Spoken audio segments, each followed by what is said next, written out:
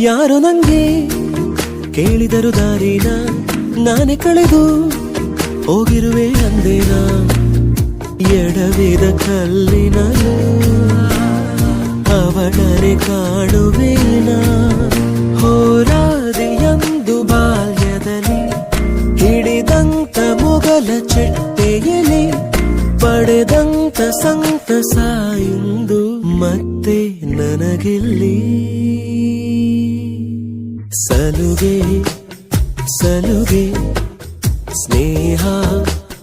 ಸಲುಗೆ ಒಲವ ಕಡೆಗೆ